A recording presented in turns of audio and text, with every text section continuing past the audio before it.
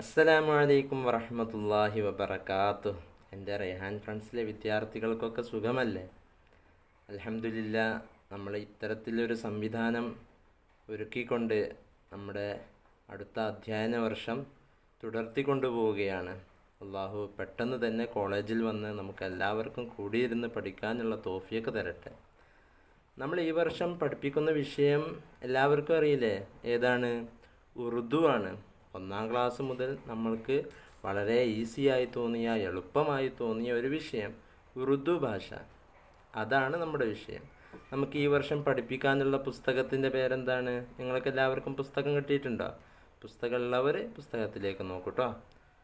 നമ്മുടെ പുസ്തകത്തിൻ്റെ പേര് അപ്നി സുബാൻ. സുബാൻ എന്ന് പറഞ്ഞാൽ, അല്ലെങ്കിൽ സബാൻ എന്ന് പറഞ്ഞാൽ ഭാഷ, നാവ് എന്നൊക്കെയാണ് അർത്ഥമാക്കുന്നത്. അപ്പോൾ അപ്നി സുബാൻ എന്ന് പറഞ്ഞാൽ എൻ്റെ ഭാഷ, ഞാൻ എൻ്റെ നെഞ്ചോട് ചേർത്ത് വെക്കുന്ന മധുരമേറിയ കവിതകൾ കൊണ്ടും കഥകൾ കൊണ്ടും സമ്പന്നമായ രസകരമായ ഈ ഭാഷ, അതാണ് അതിൻ്റെ അർത്ഥം. അതിൻ്റെ താഴെ ഒരു വരി കണ്ടോ? എന്താണത് വായിക്കുക? ഛട്ടി ജമാഅത്ത് കേ ലിയേ. എങ്ങനെ വായിക്കുക? ഛട്ടി ജമാഅത്ത് കേ ലിയേ. എന്താ ഛട്ടി ജമാഅത്ത് എന്ന് പറഞ്ഞാൽ? ഛട്ടി നിങ്ങളെല്ലാവരും ഊഹിച്ച് പറഞ്ഞാട്ടെ. ഛട്ടി എന്ന് പറഞ്ഞാൽ ആറാമത്തെ. ഛട്ടി എന്ന് പറഞ്ഞാൽ ആറാമത്തെ. ഞാൻ എൻ്റെ വിദ്യാർത്ഥികളോടൊന്ന് ചോദിക്കട്ടെ, അപ്പോൾ ഒന്നാമത്തെ എന്നതിനെന്താ പറയുക? നിങ്ങൾ പഠിച്ചതാവുമല്ലോ. ഒന്നാമത്തെ എന്നതിന് പെഹ്ല. എന്താണ് പറയുക? പെഹ്ല. ഒന്നാമത്തെ എന്നതിന് പെഹ്ല എന്ന് പറയും. രണ്ടാമത്തെ എന്നതിന് ദൂസ്ര എന്ന് പറയും. തീസ്ര എന്ന് പറഞ്ഞാൽ മൂന്നാമത്തെ. നാലാമത്തെ എന്നതിന് ചൗഥ എന്ന് പറയണം. അഞ്ചാമത്തെ എന്നതിന് പാഞ്ച്വാ എന്ന് പറയണം. പാഞ്ച്വാ. ഒരുമിച്ച് പറയട്ടോ. എല്ലാവരും എൻ്റെ കൂടെ ഒന്ന് പറയൂ. പാഞ്ച്വാ അഞ്ചാമത്തെ. ആറാമത്തെ എന്നതിന് ഛട്ട എന്ന് പറയണം. ഇനി ഏത് സംഖ്യയുടെ കൂടെയും പാഞ്ച്വാ എന്നതിലുള്ളതുപോലെ വാ എന്ന് ചേർത്ത് കൊടുത്താൽ അത്രാമത്തെ എന്ന് നമുക്ക് ലഭിക്കും. അപ്പോൾ ഏഴാമത്തെ എന്നതിന് സാത്ത് എന്നതിൻ്റെ കൂടെ വാ എന്ന് ചേർത്ത് കൊടുത്താൽ സാത്ത് വാ ഏഴാമത്തെ. ആഠ് എന്നതിൻ്റെ കൂടെ വാ എന്ന് ചേർത്ത് കൊടുത്താൽ ആഠ് വാ എട്ടാമത്തെ. നൗ എന്നതിൻ്റെ കൂടെ വാ എന്ന് ചേർത്ത് കൊടുത്താൽ നൗവാ അഥവാ ഒമ്പതാമത്തെ. ദസ് എന്നതിൻ്റെ കൂടെ വാ എന്ന് ചേർത്ത് കൊടുത്താൽ ദസ് വാ പത്താമത്തെ എന്നാണ് അർത്ഥമാക്കുന്നത്. അപ്പോൾ ഇൻഷാ അല്ലാഹ് നമ്മൾ വളരെ വൈകിയിരിക്കുകയാണ്. അപ്പോൾ ഈ വൈകിയ വേളയിൽ നമുക്ക് നമ്മുടെ വളരെ എളുപ്പമായ ഈ പാഠഭാഗങ്ങളൊക്കെ പെട്ടെന്നൊന്ന് തീർക്കേണ്ടതുണ്ട്. അപ്പോൾ നമുക്ക് എല്ലാവർക്കും പാഠഭാഗത്തിലേക്ക് പ്രവേശിക്കുന്നതിൻ്റെ മുമ്പ് ഒന്ന് ബിസ്മിയും ഹംദും ദുആവും ചെയ്ത് നമുക്ക് പാഠഭാഗത്തിലേക്ക് പ്രവേശിക്കാം. എല്ലാവരും എൻ്റെ കൂടെ ചൊല്ലൂലേ? ബിസ്മില്ലാഹിർ റഹ്മാനിർ റഹീം.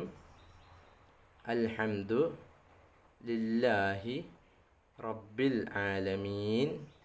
വസ്സലാത്തു വസ്സലാമു അലാ സയ്യിദിനാ മുഹമ്മദിൻ വഅലാ ആലിഹി വസ്വഹ്ബിഹി അജ്മഈൻ. അല്ലാഹുമ്മ റബ്ബി യസ്സിർ വലാ തുഅസ്സിർ. റബ്ബി സിദ്നാ ഇൽമൻ വഹിൽമൻ വഫഹ്മൻ വഅഖ്ലൻ വഅദബൻ വഹിഫ്ളൻ വഈമാനൻ കാമില.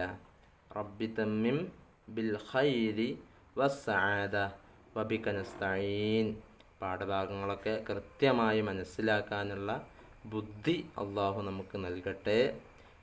പഠിക്കുന്നതിന് തൊട്ട് പ്രയാസമാക്കുന്ന എല്ലാവിധ അപകടങ്ങളെ തൊട്ടും പ്രയാസങ്ങളെ തൊട്ടും അള്ളാഹു കാത്തു രക്ഷിക്കട്ടെ. ആമീൻ. അപ്പോൾ എൻ്റെ പ്രിയപ്പെട്ട വിദ്യാർത്ഥികളെ, നമുക്ക് ഒന്നാമത്തെ പാഠത്തിലേക്കൊന്ന് പ്രവേശിക്കല്ലേ? ഇതിൻ്റെ ഹെഡിങ്ങൊക്കെ ഒന്ന് നമുക്ക് പറയാം. കൂടുതലൊന്നുമില്ല. ഇൻഷാ അല്ലാഹ് നമുക്കൊന്ന് പ്രവേശിക്കാം. എന്തായിരിക്കും? നിങ്ങൾ ഈ ചിത്രം കണ്ടിട്ട് പറയൂ, എന്തായിരിക്കും ഒന്നാമത്തെ പാഠം? ഒന്നാമത്തെ പാഠം, പാടത്ത് ഒരാൾ കൈക്കോട്ടും പിടിച്ചു നിന്നാൽ അദ്ദേഹം ആരാണ്? കർഷകനാണ് അല്ലേ? കർഷകൻ അല്ലേ? ഒരു കർഷകൻ്റെ ചിത്രം. കർഷകൻ എന്താണ് ഉറുദുവിൽ പറയുക? ഒന്ന് ആലോചിച്ച് നോക്കൂ. കർഷകൻ കിസാൻ അല്ലേ? അറബിയിൽ നമ്മൾ ഫല്ലാഹ് എന്നൊക്കെ കേട്ടതല്ലേ? കിസാൻ. അപ്പോൾ ഒരു കിസാനെ കുറിച്ചുള്ള ചരിത്രമാണ്, ഒരു കഥയാണ് നമുക്ക് പറയാനുള്ളത്. രസകരമായ കഥയാണ്. വളരെ പ്രയാസങ്ങളൊന്നുമില്ലാത്ത എളുപ്പത്തിൽ മനസ്സിലാക്കാൻ പറ്റുന്ന ഒരു കഥയാണ്. അഖൽ മന്ത് കിസാൻ. നമ്മുടെ പാഠത്തിൻ്റെ പേരെന്താണ്? അഖൽ മന്ത് കിസാൻ. ഇതൊരു കഹാനിയാണ്, ഒരു കഥയാണ്. നമ്മുടെ പാഠം അഖൽ മന്ത് കിസാൻ, ബുദ്ധിമാനായ കർഷകനെ കുറിച്ചാണ്. അഖൽ മന്ത് അഥവാ ദാനിഷ് മന്ത്. അഖൽ മന്ത്, ദാനിഷ് മന്ത്. എല്ലാവരും പറയൂ, അഖൽ മന്ത്, ദാനിഷ് മന്ത്, ബുദ്ധിമാൻ എന്നാണ് അതിൻ്റെ അർത്ഥം. കിസാൻ എന്ന് പറഞ്ഞാൽ ഫല്ലാഹ്, കർഷകൻ. കഹാനി അഥവാ അഖൽ മന്ത് കിസാൻ എന്നുള്ള കഥ. കഹാനി എന്നാൽ കഥ. ഇൻഷാ അല്ലാഹ് നമുക്ക് പാഠം ഒന്ന് വായിച്ചു നോക്കാം. ബാക്കിയൊക്കെ അടുത്ത ക്ലാസ്സുകളിലൂടെ നമുക്ക് പരിചയപ്പെടാം ഇൻഷാ അല്ലാഹ്.